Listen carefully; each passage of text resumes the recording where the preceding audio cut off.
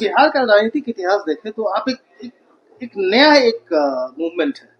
कभी भी हिस्ट्री में बिहार में किसी इंडिविजुअल ने कोई मूवमेंट लॉन्च नहीं किया। जयप्रकाश नारायण की भी कहें अगर, स्टूडेंट्स मूवमेंट था, उनको इनवाइट किया गया था लीड करने के लिए, फिर नेशनली हुआ। एक इंडिविजुअल ने कोई मूवमेंट लॉन्च नहीं किया आज तक बिहार में, जो आप कोशिश करते हैं। नहीं, देखिए, पहली बात तो मैं इसको मूवमेंट कहता ही नहीं हूं। मैं आंदोलन नहीं कर रहा हूं, क्योंकि मेरा आंदोलन और क्रांति में कोई यकीन नहीं है। मैं अपने हर भाषण में कहता हूं कि आंदोलन और क्रांति ये वो तेज हथियार हैं जिससे कि आप बड़े से बड़े वृक्ष को काट सकते हैं। आंदोलनों के जरिए, क्रांति के जरिए आप लोगों को सत्ता से हटा सकते हैं, एक नई व्यवस्था नहीं बना सकते हैं। अगर आप मानव सभ्यता के इतिहास को पढ़ेंगे दुनिया में, तो फ्रांस की क्रांति को अगर आप अपवाद के तौर पर हटा दें, तो पिछले 1000 साल के इतिहास में किसी आंदोलन और क्रांति से मानव सभ्यता के सृजन में कुछ बहुत बड़ा कंट्रीब्यूशन नहीं रहा। उससे मानव सभ्यता का विकास नहीं हुआ। हाँ, आंदोलनों से आपने लोगों ने सत्ता से लोगों को हटाया है। जेपी का आंदोलन हुआ, उससे आपने इंदिरा जी को हटा दिया, लेकिन उससे नई व्यवस्था देश में नहीं बनी। अन्ना का आंदोलन हुआ, उससे कांग्रेस को हटाया, यूपीए की सरकार हट गई, लेकिन उससे नई व्यवस्था नहीं बनी। सृजन का एक अपना काल है ये, और उसकी एक अपनी गति है। किसी चीज को बनाने की जो प्रक्रिया है वो लंबी है। It's a slow burn. जो कहते हैं ना, खाना जो है वो लकड़ी की आंच पे बनता है, धीमी आंच पे बनता है। धीमी आंच पे खाना बढ़िया बनता है। तो अगर आपको समाज में कुछ बनाना है तो आपको वो पेशेंस चाहिए। यही गांधीवाद भी है। अगर आप गांधी को बहुत गहराई से उनकी सोच को देखेंगे, गांधी जब लौट कर आए अफ्रीका से, तो उन्होंने ये कभी नहीं कहा कि अंग्रेजों को यहाँ से भगा दो, उनका शासन खत्म कर दो।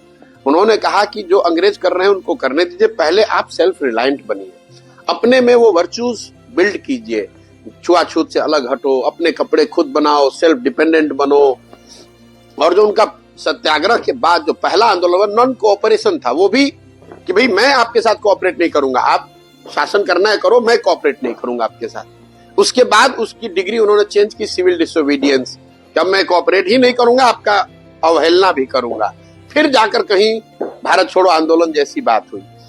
तो ये गांधी की जो सोच है कि पहले उन्होंने समाज खुद को, जो उन्होंने अपनी जीवनी लिखी है एक्सपेरिमेंट विद ट्रूथ, वो सिर्फ पढ़ के किताब से नहीं किया। जो बात आपको सत्य लगती है उसको आप करके उन्होंने पहले अपने जीवन में उतारा, फिर उस लर्निंग को समाज को पास ऑन किया, समाज को उसके लिए तैयार किया। तो मैं यहाँ जो कर रहा हूं कि जो मैंने 20 साल सीखा समझा है उसको मैं समाज में उतारने की कोशिश कर रहा हूं। समाज ये समझे, और अगर समाज समझ लेगा उसके बाद बाकी सारी चीजें गौण हो जाएंगी। जाति, दल, समीकरण, नेता सब गौण है। जो आप इंथुजियाज्म की बात कर रहे हैं वो क्यों है? उसमें तो सारे जाति के लोग आ रहे हैं। हमारे पास तो यहाँ कोई दल नहीं है, संगठन नहीं है, हम लोगों को मोबिलाइज नहीं कर रहे हैं। लोग क्यों आ रहे हैं? क्योंकि सही मायनों में उनकी जिंदगी जो है यहाँ पर त्रासद है। आप मुझे बताइए, आप किसी जाति के हैं, कौन नहीं चाहता है कि उसका बच्चा अच्छी जिंदगी बिताए? कौन नहीं चाहता है कि उसका जवान लड़का घर छोड़कर न जाए? कौन महिला नहीं चाहेगी कि उसका पति उसके साथ में रहे?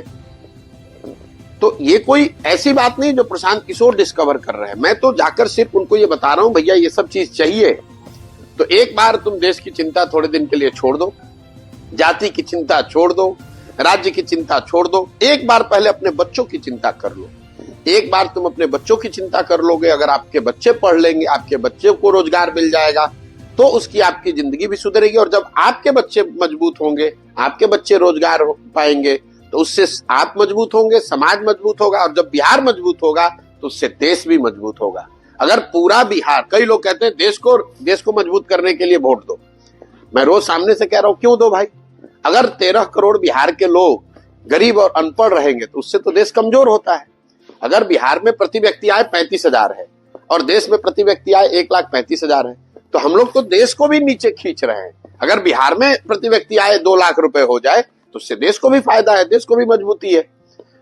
इसलिए मैं लोगों को कह रहा हूं कि भाई तुम पहले अपनी चिंता करो, अपने बच्चों की चिंता करो। तुम्हारे बच्चे जब पढ़ लिख जाएंगे, जब उनको रोजगार मिल जाएगा, तो अपने आप समाज की, राज्य की और देश की चिंता अपने आप हो जाएगी।